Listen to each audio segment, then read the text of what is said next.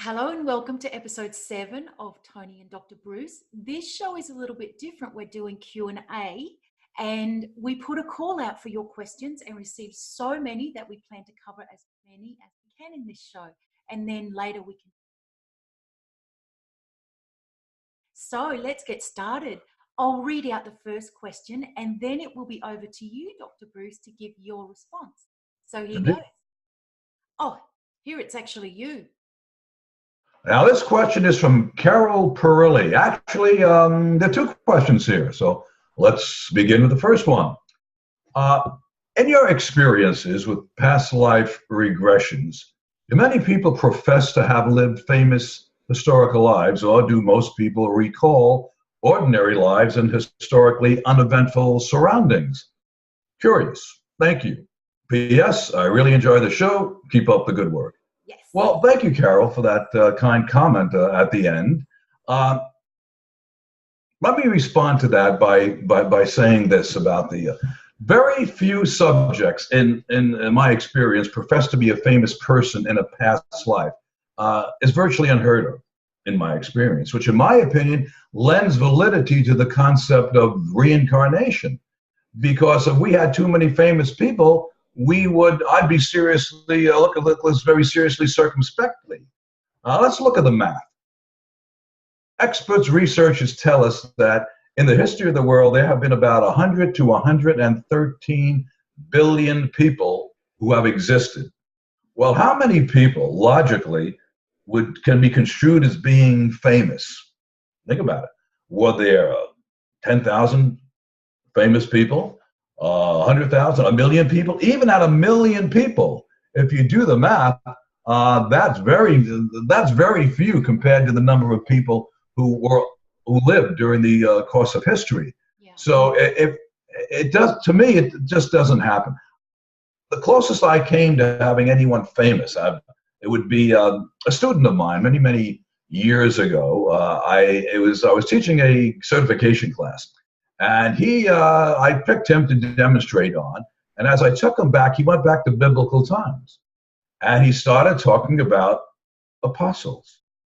And he started saying some things which really, really got my attention. And I said to myself, oh my God, does he think he was Jesus Christ?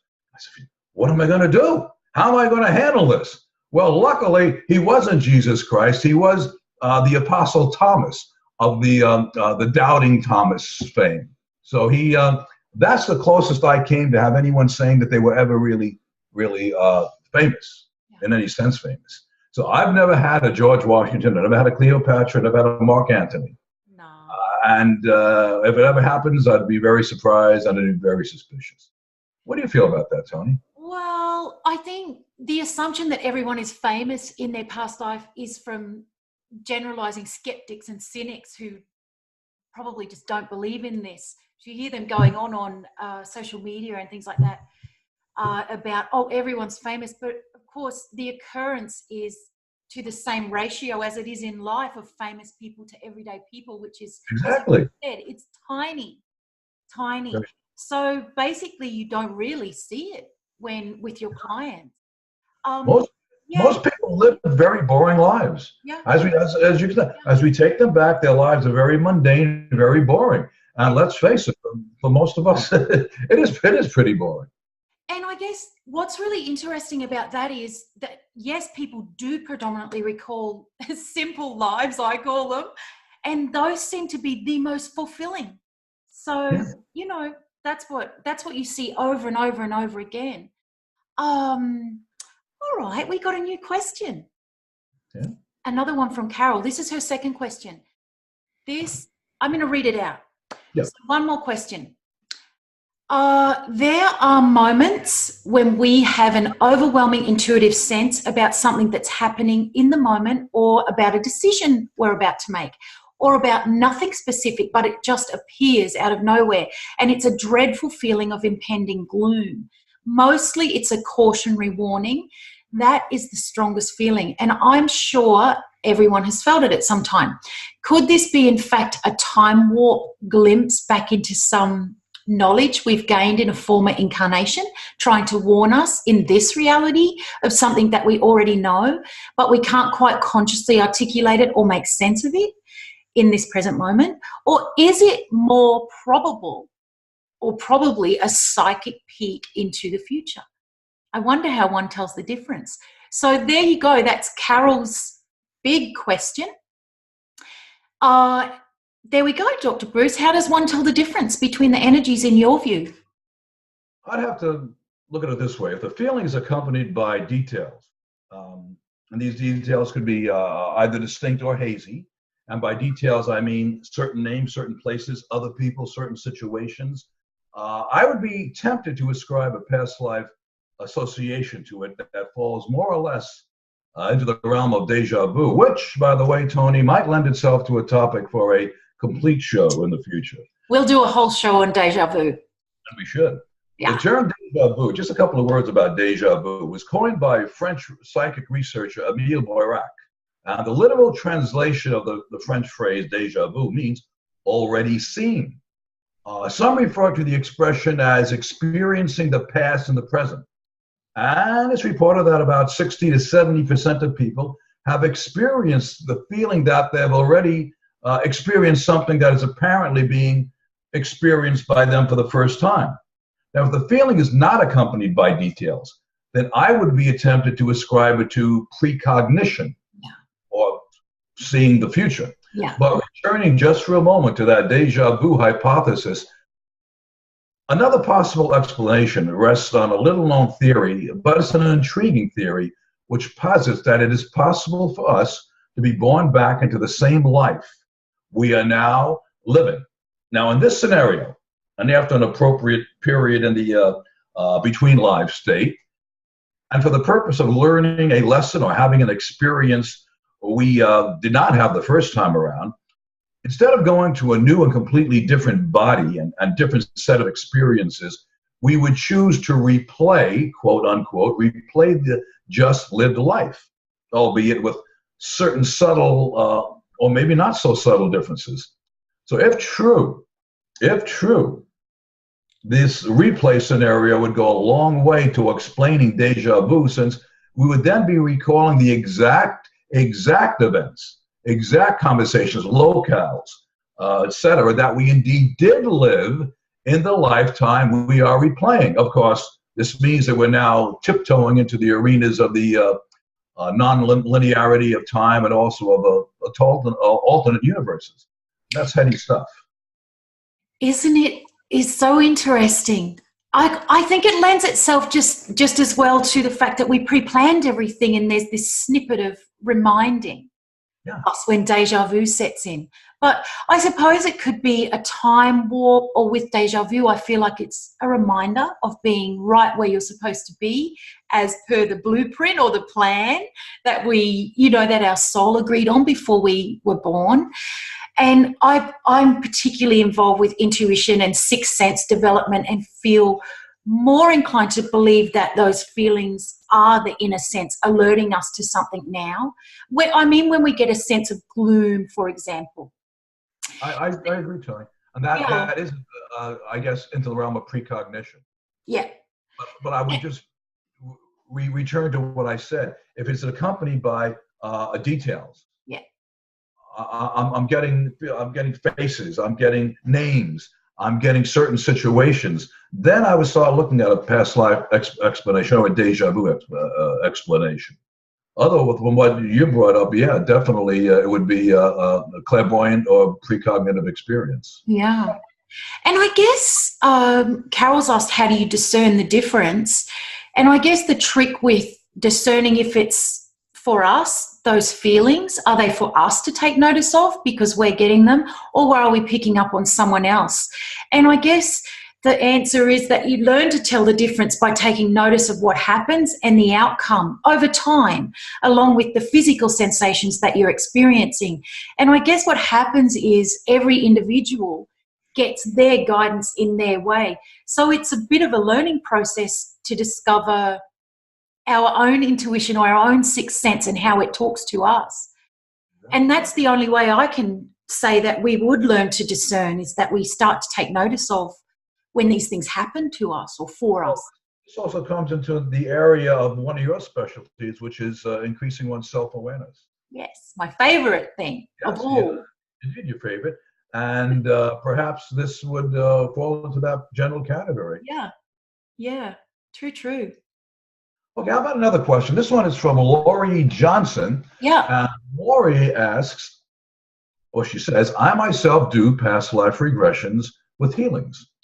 For those who refuse to see their own insight of past lives, how can one understand the lessons of which life in their now is almost mimicking past lives, but bettering the new life? I had to read Laurie's question a few times, but this is my interpretation and my response to it. So I think the answer is to question their soul. So I'm assuming Laurie's saying that she works with people, and the answer to find out why or have them understand, then we have to question their soul. And if the answer's not clear within what was recalled in the past life, the lives are not the same and the circumstances are different also. While they may be familiar to what's happening in current life, when facilitating, we're looking for feelings that are the same in the past life as now. Because ultimately, I think that's what we're learning about is the feelings and our reactions. So the circumstances that a client might see in a past life isn't necessarily the same circumstances, but it induces the same feelings in them that they recognize now. That's how I feel like it works. Yeah, that could also be a case of a conditioned response to something that has happened that evokes particular feelings. Yeah. And in that sense, there's really nothing very metaphysical or very spiritual about it. It's just a function of the brain. Our brain has certain regions, and then the seat of memory, the seat of our memories. And one of the principles of learning is the principle of association. Associating an unfamiliar something with something that is familiar. I'll give you an example. I have many years ago, more than I would care to admit, I was only 14 years old, and I was with a certain cousin of mine, and we both got pretty inebriated at another cousin's wedding. And I was only 14 years old, and I remember this distinctly. I got drunk on scotch and soda. Now, tell you how strong the mind is and the associations that the mind has with that. Over 50 years later, I cannot taste scotch. I can't even smell scotch without having an adverse physical reaction to that. So that's an example of association. Yeah, that's a good example. Incredible. So scotch is out for me. Oh, there's no scotch. Well, you learned not to drink too much scotch then. I learned not to drink scotch whatsoever. Oh, I like it. I guess something that I could point out would be something like abandonment, for example, where they might see circumstances where they're, I don't know, maybe they're Eskimos and the man, the husband, goes off to do fishing, he never returns, and that woman in the regression might feel abandoned because she never knew what happened and he just never came back. And then there's that association with having that same feeling now, even though there's no Eskimos and there's no, the same circumstances. So it's interesting, isn't it? But it triggers that same feeling.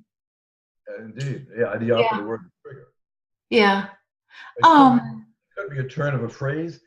It could be a scent, an aroma that triggers an emotional response, and that's one of the strongest of the senses is the olfactory. Yeah, absolutely. That smell of scotch, hey?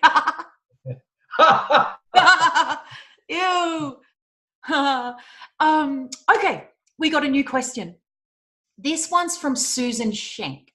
And her question is, how can you recognize close friends from previous lifetimes and soul group? So we love soul group questions, don't we, Dr. Bruce? We sure do, Toni. Yeah, take it away. Okay, let's, first of all, when discussing this, let's take a look at what a soul group is for some of our viewers out there who might not be familiar with the term soul group. So let's clarify it for our viewers. Those who embrace the philosophy of reincarnation believe that the important people in our present life can usually be found as other identities in one or many prior incarnations. And this is known as our soul group, and you'll hear it sometimes referred to as soul tribe. A soul group is made up of souls who regularly incarnate at the same time or around the same time, and with whom we have spent the majority of time within the spirit world. In other words, a time frame between lives.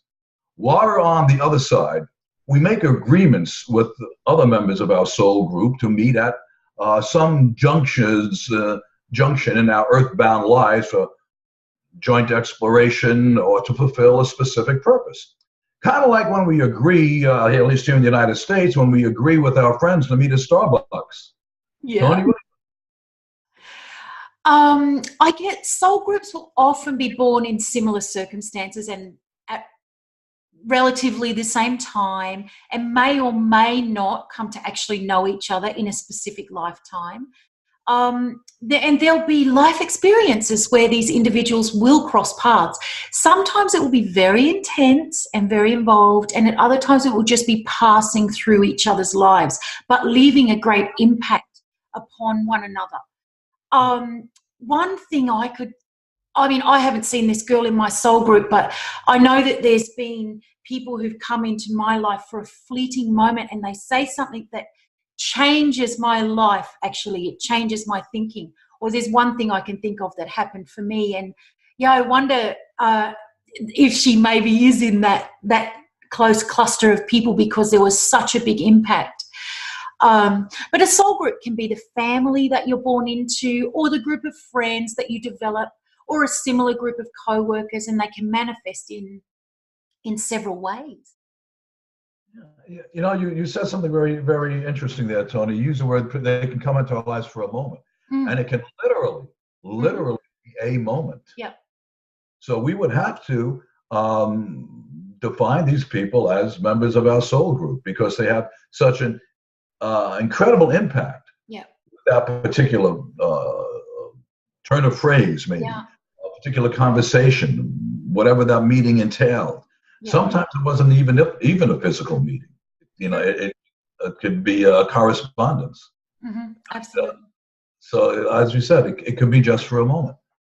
Now, to answer the question, since these soul group members don't typically wear badges when we meet them, they say, "Hi, my name is Bob, and we belong to the same soul group. How are you doing?"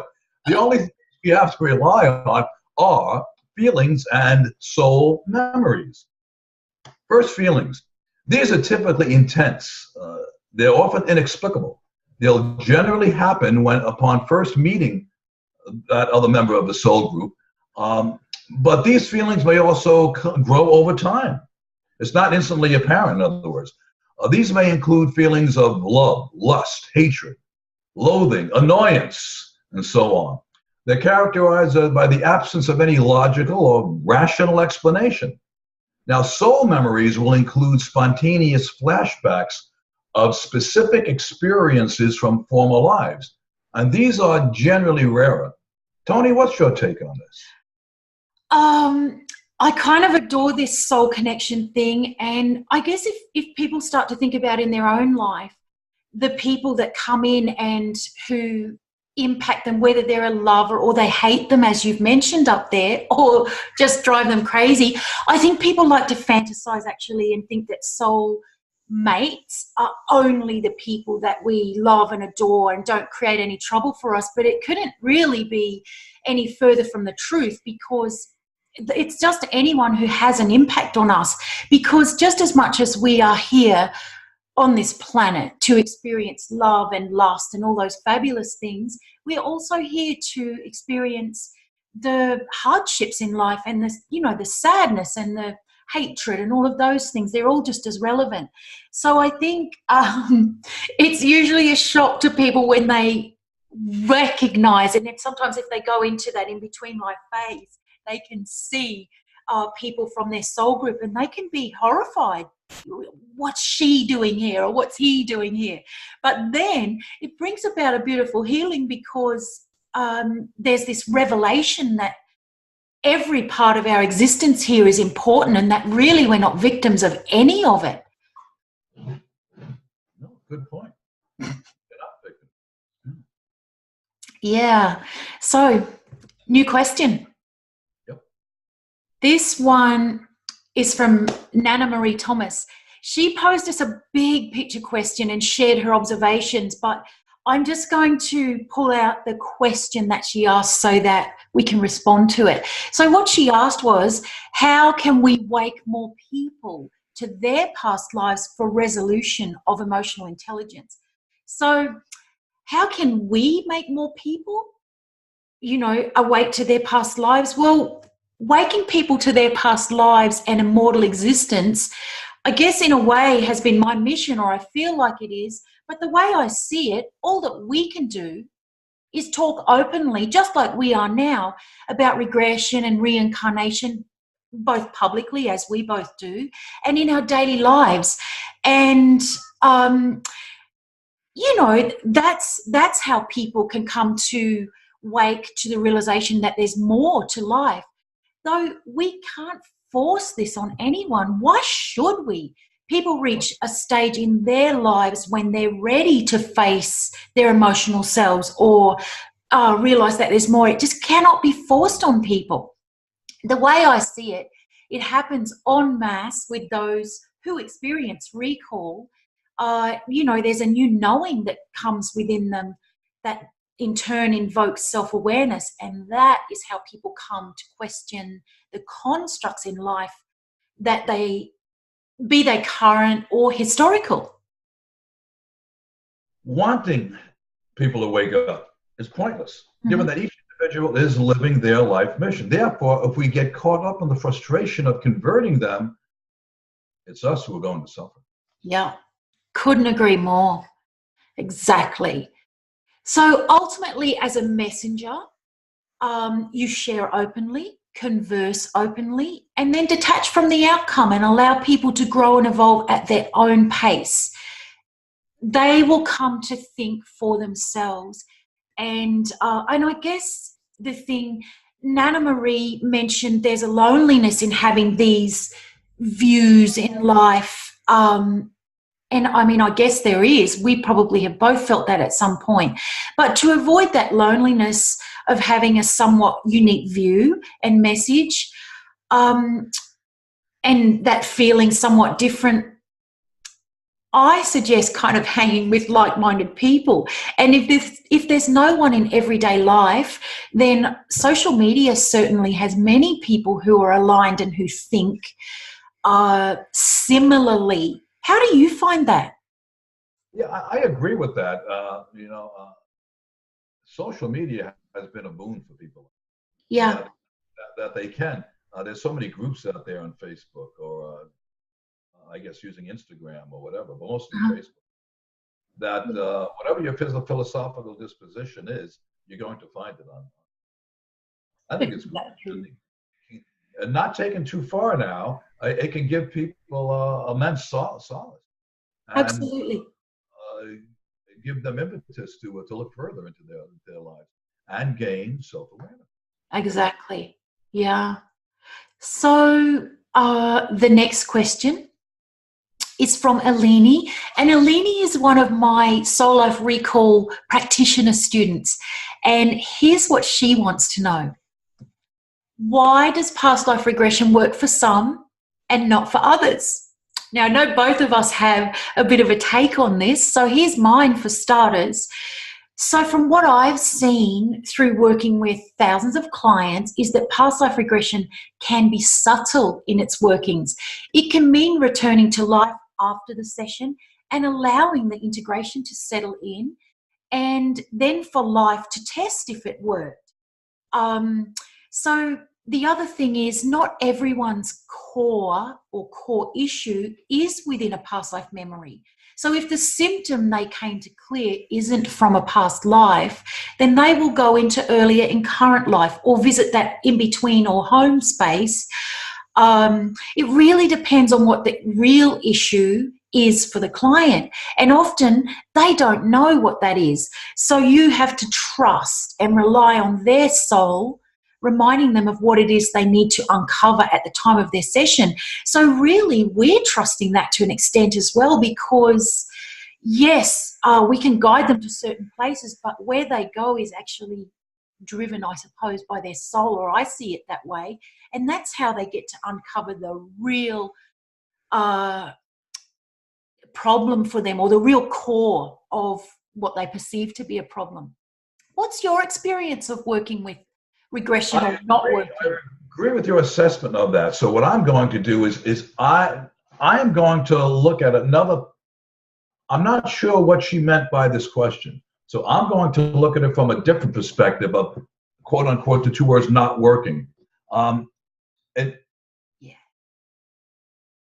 To me, she might be also asking, what if I went for a past life regression and I didn't get anything? I didn't go back to a past life. Maybe I didn't live before, or whatever it might be. So I'm going to answer from that perspective. In my opinion, the primary reason for a past life regression not working in that sense is false expectations. Everyone perceives differently in a past life regression. Most people will see images. Some get vivid images. Others get hazy or vague images. A few won't see at all. They'll feel the images, or they hear voices in their head. Whatever you get, though, it's important you accept it, don't fight it, and above all, trust it. After the session, they can say, I think I made that all up. But I never want to hear anybody say, I didn't get anything. Because when they say that, that shows me that they can't trust themselves and they can't follow instructions. If something popped into that space between your two ears, whether independently or you put it there, it's there for a reason. Yeah. So trust. At the end of the session, I give a subject a very special post-hypnotic suggestion. I tell them that during the next 7 days, they'll dream about the experiences that they had in the session. And with these dreams, they'll remember them, or at least one of them, and gradually they will come to understand why these images and answers came into their head. Even during the day, little flashes and memories of what they experienced in the session will come in. And I do this because whether they consider past life recall a bunch of baloney and reincarnation utter nonsense, or whether they're a true believer in past lives, whatever their intellectual or social attitude is, what they came up with in a session is meaningful to them. It's in their head. There's always a reason why they're experiencing anything that they're experiencing. And I want them to be able to incorporate this into their understanding of themselves. Yeah, it's perfect. Really, really good way to work. We have a final question here. We did lots of questions, didn't we? Yeah, we did. We covered a lot. Okay, I'm going to read out this next question. So this one's from Ingrid. She says this: I've done multiple regression sessions and had more than 5 recalls, which were amazing and heartbreaking at the same time.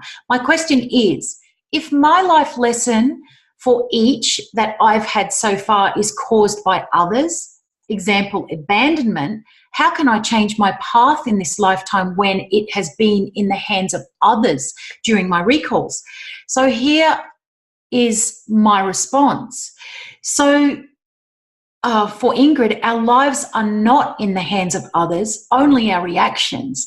So yes, we react to others, but they're ours and we have to own them. That's the only way to overcome an emotional bruise such as abandonment. Basically, we have to stop looking to the other person as the perpetrator and look deeper for what we are supposed to do. Healing is never about the other person. It's always about us. And I realize it's hard. It's a harsh truth, but it is the truth.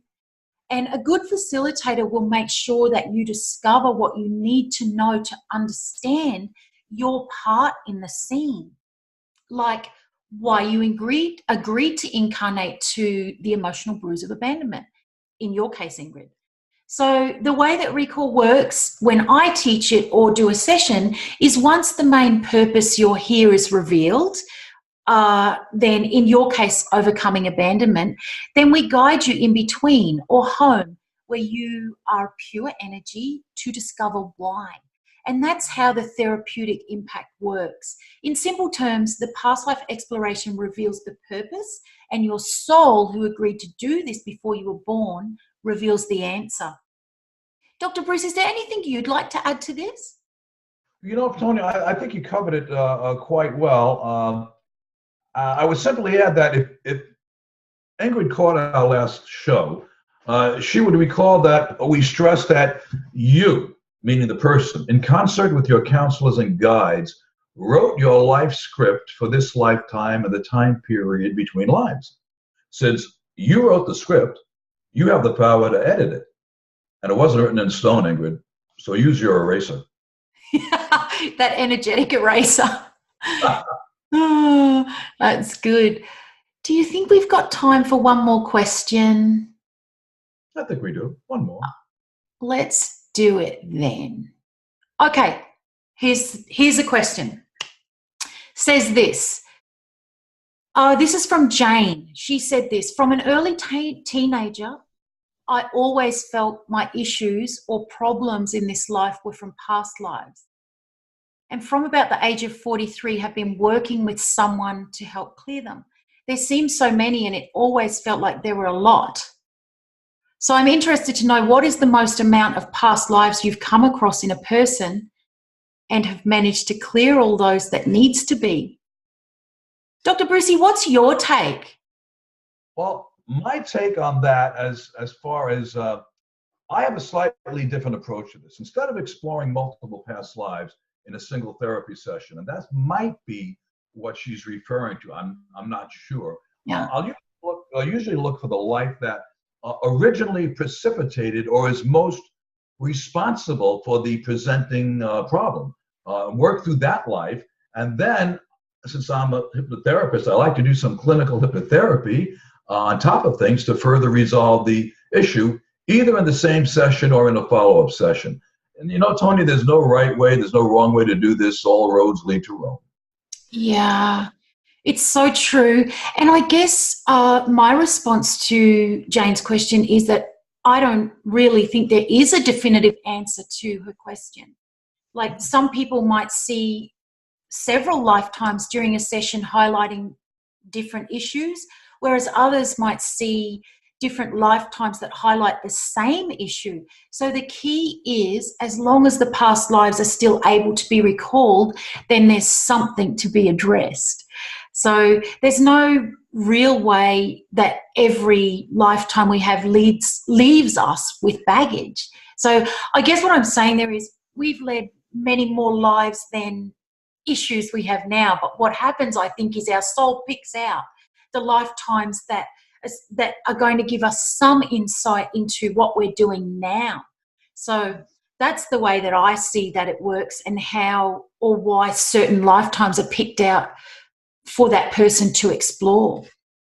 Well, we as facilitators are trained, and when we do our trainings, and both you and I, Toni, do our trainings, we train our students to do the same thing, to target a particular session for the particular problem. So while the subject or the patient or client is in control, we're also in control too, and we have to maintain that control and make sure that it's targeting and addressing what they came to address.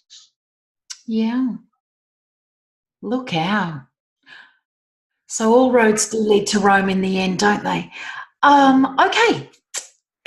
In our next show, we are going to be starting to talk about soulmates. That's pretty exciting. I think everybody loves the topic of soulmates. We might get into a bit of a love thing and talk about all of the interactions of that. So starting next week, we're going to be centering around soulmates for a few of our shows.